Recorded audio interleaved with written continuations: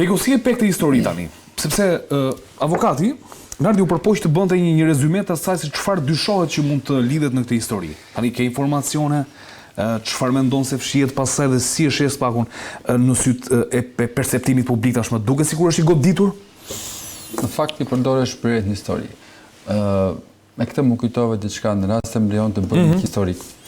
Këto si vepra penale pra ndërhyjet në sistemet kompjuterike dhe vepra penale lidhur me këto fakte pra ndërhyjet në sistemet kompjuterike janë vepra penale relativisht të reja, e cilat kanë lindur në këtë shekull me ndryshimet dhe me zhvillimet, do të them, teknologjike të ndodhura kryesisht në pajisjet e të punuarit të shkrimit që quhen kompjutera, pasi kanë evoluar nga makinat e shkrimit që ne kemi pas përdorur dikur në prokurori dhe në hetuesi, të cilat ishin pak të vështira, nuk ishin këtë lehtësi, këtë zhdërvjetësi etj, por ishin shumë të sigurta se sa këto kompjutera dhe këto sisteme, pasi atëherë materiali bëhej nëpërmjet kopjes, kupton, karbonit, ishin disa kopje dhe ishin në arshiv dhe nuk kishte kështu, nuk konceptohej të kishte të tilla arjete, por me ndryshime teknologjike, siç e thash në viteve 2000 dhe më pas krijimin e rrjeteve të brendshme, sistemit të përgjithshëm të komunikimit internet etj, atëherë lini nevoja që këto të zhvilloheshin, të shkonin dhe më tej, duke lehtësuar punën, duke shpejtësuar edhe veprimtarinë e shtetit, por sollën një cënim të lartë të sigurisë, siç u shpreh dhe Nardi. Dhe lini nevoja pastaj që të krijoheshin këto nevoja të sistemet e sigurisë duke marrë ekspertë etj. Pra, për sa i përket rastit konkret që përmendet ju, këto janë vepra penale të rënda, parashikon një burgim deri në 15 vjet për autorin e veprës penale, po sepse bëhet fjalë për cënim të sigurisë kombëtare, siç shpreh edhe Nardi, pasi është goditur prokuroria e posaçme dhe ato akte cilësohen akte sekret, futen si në rangun e sekreteve shtetërore të ushtrisë etj. Kemi patën para raste të tjera që është ndërhyrë, por është ndërhyrë pjesërisht me vjedhje me thyre dhe pjesërisht në programet kompjuterike dhe sistemet kompjuterike, është rasti i prokurorisë së Durrësit, ku personat janë dënuar ashpërsisht nga gjykata e Tiranës, pasi ka kompetencë këtu, sepse ka qenë çështje në konflikt kompetence me prokurorin Durrës.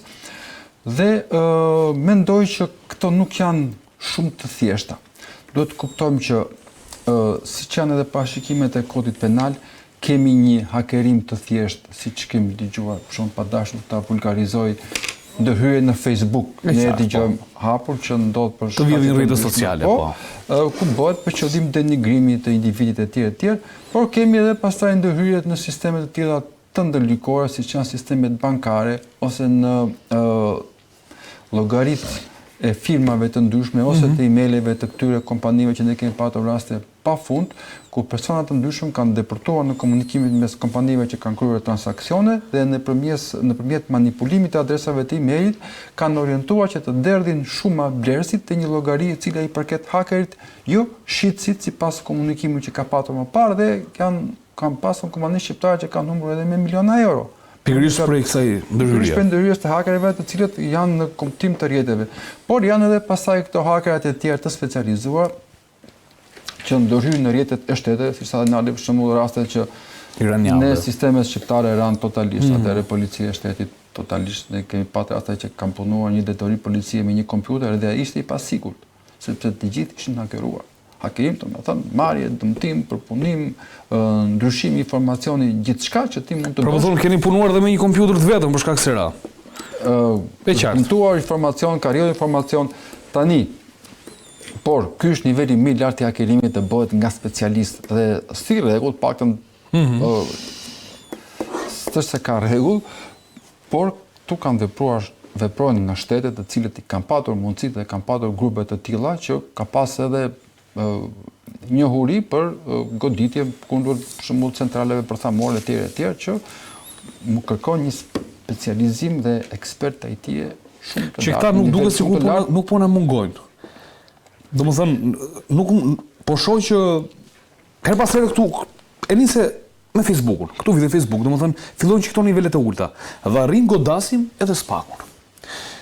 Flitet domethënë siç e tha edhe Nardi që mund të kenë pasur interes, apo tashmë domethënë ka interesa, sepse shiko, siç ta shpjegova, këto ndahen në 3 kategori, edhe vetë kodi penal i ka ndarë me ndryshimet që janë bërë në vite 2008 në vijim, kur ka njërë sistemet kompjuterike dhe janë hasur këto fenomene, sepse nuk njiheshin më parë, nuk ishte kompjuter më parë. Thash punonin me makina shkrimi, dhe atëherë lindi që është bërë një krim quhet në rang terrorizmi, sepse personat të tillë mund të hedhin në herë, mund të bëjnë krime të jashtëzakonshme, më kupton, edhe kanë dhënë prova. Pra, cënohet një integritet i individit, cënohet aspekti material, por edhe interesat e lartë të shtetit. Dhe ky shkallëzim bëhet sipas rëndësisë dhe sipas fuqisë. Një individ për një interes mediokër, personal, mund të ndërhyjë në jetën private etj, por një grup individësh që të ndërhyjnë në këto sisteme duhet të jenë shumë të përgatitur, dhe përveç kësaj rasti konkret, siç ata dhe Nardi, se po referohem disa herë, këto sisteme nuk duhet të jenë shumë të sigurta, ku punonjës së shtetit të paktën siç po na serviret tashti, ose ish punonjës të shtetit të ndërhyjnë aty dhe të marrin informacionin, sepse vetë këto struktura dhe tashti po shkojnë drejt grumbullimit të informacionit në një mënyrë ose në një tjetër nëpër sistemet kompjuterike. Prokuroria ka patur disa herë disa projekte dhe programe që të aplikoheshin, por duke qenë se ishte herët dhe ishin për të rritur sigurinë, po thua. Për të rritur sigurinë dhe për të rritur lehtësinë, mundësinë edhe kontrollit edhe të punës, pra por të kontrolluar nga prokurori i përgjithshëm organizimin e vetë ose kushtonte, hynte në sistem në mjet një kodi dhe ai mund të shkonte komplet dosën që i bëj një skanim. Por ky projekt është lënë atëherë sepse ishte çik i ndërlikuar konta etj, por vetë koha tani duke u thjeshtuar programet janë futur në sisteme interneti dhe çdo e dhënë kanalizohet në sistemet e brendshme të cilët lidhen me anë të internetit. Pra çdo dosje është aty, aktet ekspertimi, deklarimet të gjitha, përveç ruajtjes fizike që kanë. Ka një problem shumë të madh, ta shpjegoj pak këtë. Po të mos i cytur shumë gjatë, sepse ndoshta është teknike dhe se kuptojmë fare.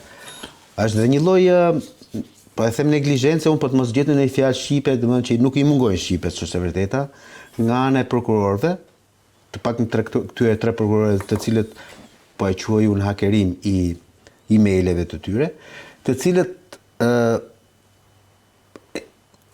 punojnë dhe kur ikin nga puna e lënë dhe kompjuterin në stand-by. Pra nuk e fikin, thua. Fare, nuk e bëjnë shutdown. E lënë stand-by, okay? Pra, nuk bën as domethënë dalin nga emaili. Po fare, sepse ai ka dalin emailin, ai nuk e ka dalë fare sepse ai në email e ka të hapur gjithkohë në kompjuterin e tij. Edhe ti dhe unë ashtu e lëm. Identik. Por neve nuk jemi Po ne nuk jemi prokuror të spaku. Ka një rregullore në fakt. Po kjo rregullore nuk ekziston, sepse pse e them këtë? Sepse nuk arritën të futen tek jo, ai prapë këtë disha. Se nuk mund të dalë Numani. Pse nuk futën do të dalë Numani? Fakti nuk e dim saktësisht në disa ata ku kanë. Ne kemi informacion për këto 3 emra. Por mos harroni që ata mund të ndryhin edhe gjatë ditës. Pra kur ti je në marrëdhënie pune ose je në gjyq e ke rënë hapur kompjuterin, mund ta fikësh. Ai mund të ndryhë. Po vetëm në momentin, për aq sa fazë 1 teknikisht, për vetëm në momentin kur ti të paktën një herë të vetme e ke bërë me TeamViewer ose me default për të punuar në të njëjtën kohë edhe me një kompjuter tjetër në shtëpi apo diku tjetër. Ajo është e gabuar, sepse ti ato nuk mund ta bësh pasi ke një rregullore strikt që duhet të Po se ka ndjerë për këtë po flas pra.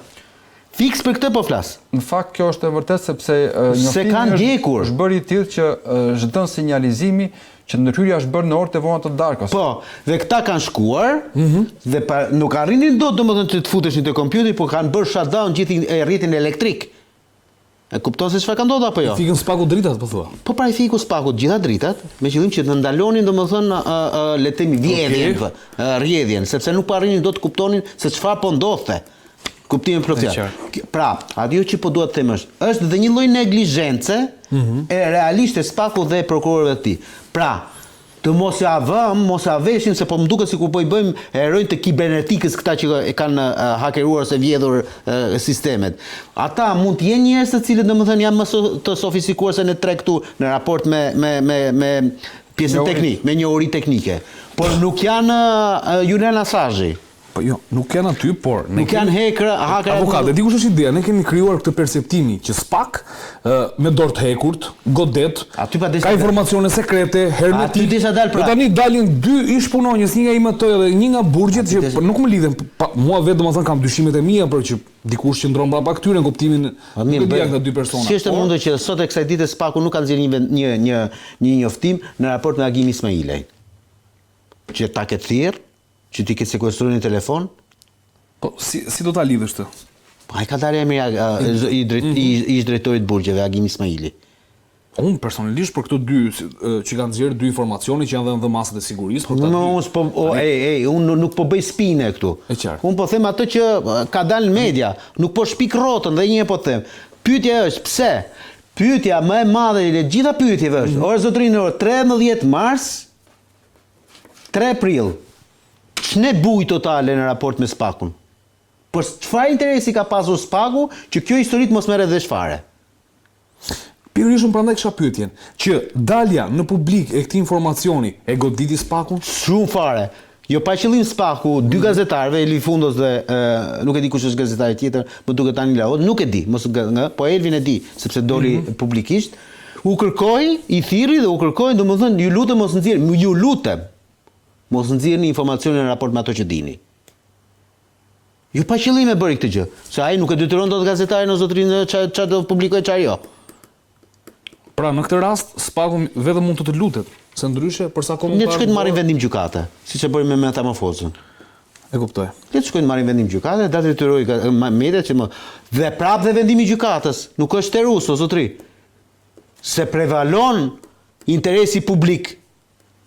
Në çdo rast, nëse jetojmë në një botë lirë demokratike, po flas, Shikoni, si gazetar kemi 4 nivele informacioni, që i klasifikuar të sekret, top sekret, edhe nuk e di të beko tjetër. Tepër sekret. Tepër sekret, domethënë, këto 4 nivele nuk publikohet, se çdo gjë tjetër mua po më randor. Atëherë është i ke një ligj. Domethënë kemi bazë 325 është 388 se ngatroj, që thot në fazën e hetimeve paraprake të ndalohet rreptësisht publikimi, sidomos i masave të sigurimit personale të tij. Në kuptim të kodit të procedurës në 104, po mi fik. 103 në qoftë se letra nuk shkruan një nga nivelet e sigurisë ndjes Beko, nuk shkruan një nga nivelet e sigurisë dhe mua kjo letër më bie në dorë, un kam gjithë të drejtën ta publikoj. Po pra. Se çka brenda pasaj. Nivelet janë i zakonshëm, sekret dhe tepër sekret. Në fakt edhe ne kemi patur certifikata për këto, sepse çdo punonjës ose më saktë prokuroria ka patur një organizim në funksionim të tillë që duhet kishte edhe punonjës të cilët kanë qenë të certifikuar me certifikata sigurie të niveleve të klasifikuar. Unë kam patur për shembull 50 tepër sekret, i cili administroi dhe përpunoi informacione tepër sekretare. Me kuptoj. Pas nevojave. Atëherë, Beko në këtë histori, ne shohim që Spak goditet. Pra ç'po ndodh me pajisjet e përgjimit, pra nëse neve na goditet Spaku në një rënë, institucioni, po them unë, më i rëndësishëm që sot konsiderohet, që jep drejtësia, po përpiqet të japi drejtësi në vend dhe që supozohet ketë nivelin më të lartë të sigurisë dhe zero aksesueshmëri nga jashtë. Çfarë ndodh nëpër histori institucione të tjera, më thënë? Ka një pajisje përgjimi, ne janë sofistikuar këto njerëzit, edhe ka ndodhur, siç e tham që ka patur ndërhyrje, po edhe do ketë, sepse kështu funksionon në gjithë botën, jo vetëm këtu. Nuk është përgjegjësi e punonjësve, prokurorëve dhe administratës të tjerë, përse persona të ndryshëm mund të ndërhyjnë. Ata kanë bërë një tender me Sadiun, e cili merr përsipër sigurinë. Dhe këta janë prokurorë, janë punonjës të drejtësisë, nuk janë specialistë IT, të cilët duhen të dinë të krijojnë firewall e tjerë, nuk kam qato tema teknike ose antivirus edhe mbrojtje. Është detyrë e personave, si më tham, për shembull që prokurori nuk është edhe policë që të krijojë sigurinë ose e tjerë.